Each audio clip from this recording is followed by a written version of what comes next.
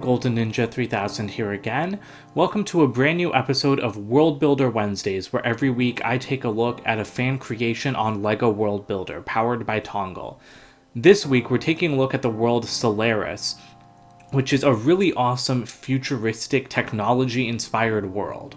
There's a very strong eco-friendly green vibe going through this entire world, and that's something that I feel like you can tell that from the name Solaris. The architect actually describes it as solar punk, which I think is a really cute term, and it's very focused on science and STEM, which is just a really great kind of educational bent to a world like this. It's kind of dystopian because you have corporations forming the government, and you have, it doesn't really seem like the world has ended, but it's definitely very different. And unfortunately, I'm not able to do an interview with the architect because they don't speak English, they're French. But I was able to email with them and get some answers. And so they did say that that's something that they really aimed to incorporate into this world, was this dystopian aspect, but in a way that's not dark. So it's not apocalyptic, but it's still a society very different from our own. One of my favorite elements in this world is tree tech. It's a genetically modified tree that can grow out buildings. The foliage produces electricity. It's like everyone seems to kind of live on this tree. I don't fully understand some of the things in this world because it's just so high concept, which is why I'm sad I wasn't able to interview the creator. But this tree tech thing I just find to be very, very interesting, and I love the art. And I really love these little maps and diagrams that the architect has created so that it's easier for you to understand what's going on. And so this whole idea of this society being built around technology like this is really, really interesting to me. And this was developed by the first corporation that founded Solaris. And so I'm really loving how much effort the architect put into world building here. And again, just how science-y everything here is. I always love seeing maps of the world, and I do really like this one for Solaris. I also really like the Solaris logo. I think that it's very interesting and it looks very original.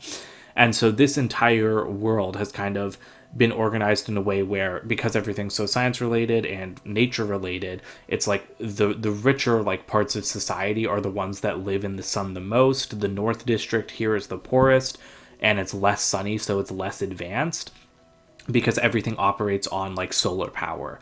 And so again, I find that to be a very interesting kind of update to how the world runs nowadays. Got a large cast of characters here because of course with 6 corporations running the world, there's some corruption going on. So we have this main little team that's going to uncover some secrets and find out what's going on in the shadows, and the main character is going to find out that maybe his father could still be alive. So we do have some strong tropes in there, but again, everything in this world really, really works well, I think.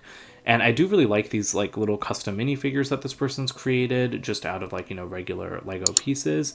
And I especially love the build for this robot. I think that this is a really, really cute little robot, and kind of the ones that you get in the Ninjago City sets, the big direct-to-consumer ones, so I could definitely see this being included in a Lego set.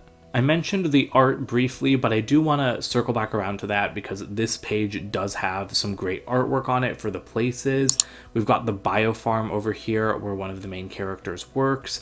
And again, this is really, really nice art. It's still distinctly a Lego enough style, but it's unlike anything else that I've seen other people draw.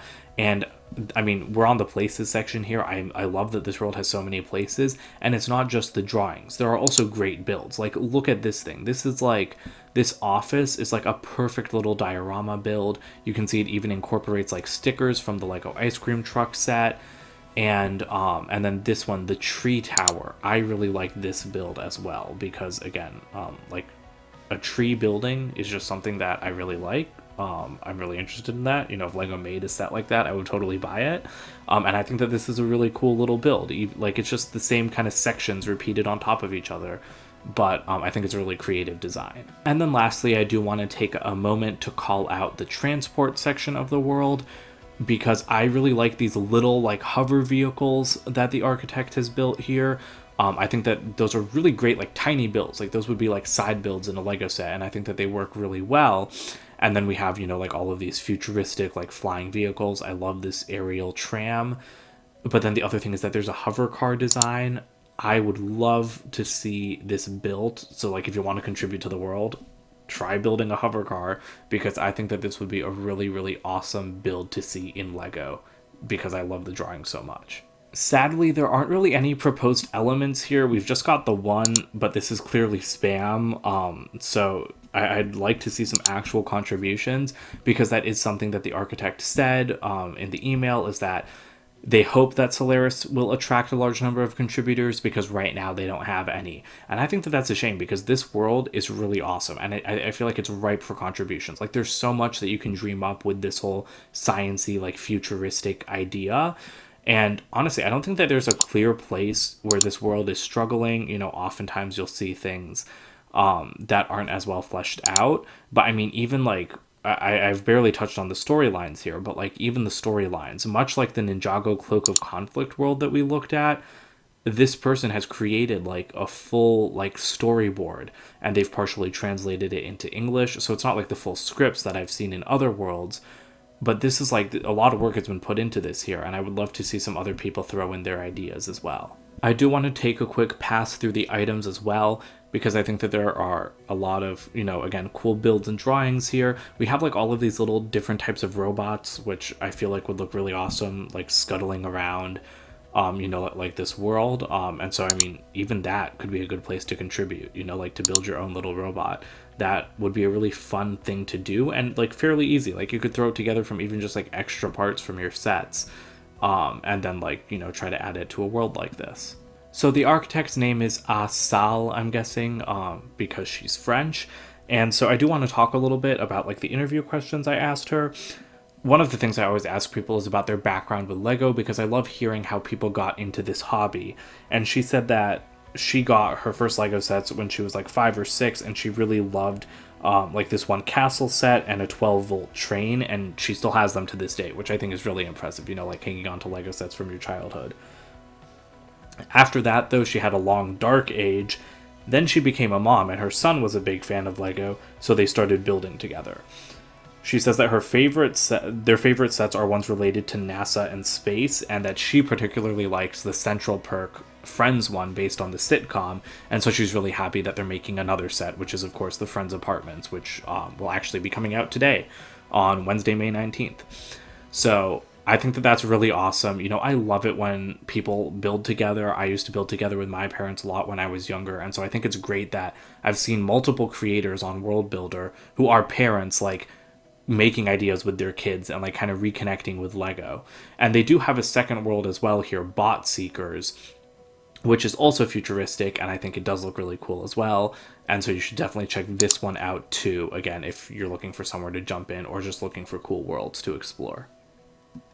So that wraps up today's spotlight, but I do want to take a moment to mention that we do still have our hybrid live action and animation creative prompt up. We'd really love to see more contributions to this. We'd love to see like, you know, just more ideas for this creative prompt, because it is like a really varied and cool idea. And I think that this is a great place, you know, to throw something in, because creative prompts are really nice if, you know, you're kind of stuck. And this live action animation hybrid one is one that I would definitely love to participate in if I wasn't a moderator right now. And so, yeah, so go like submit your ideas so that, you know, I have more of these worlds to look at and explore. But that's it for today, so don't forget to comment, like, and subscribe, and check out my website, goldenninja3000.com. I'll see you guys with another spotlight next Wednesday. Bye.